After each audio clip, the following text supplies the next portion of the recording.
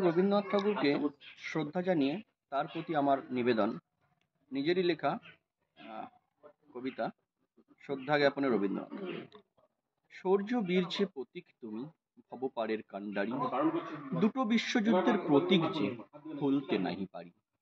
বিশ্বজোড়া খ্যাতি তোমার, সবার কাছের শ্রেষ্ঠ, নিজেকে উজাড় করে লাঘব করেছে যে কষ্ট। লক্ষ্মী দেবীর ভাণ্ডার তব, সরস্বতীর বাহন, মানবের মাঝে থেকে তুমি খুলেছ জ্ঞানের নয়ন।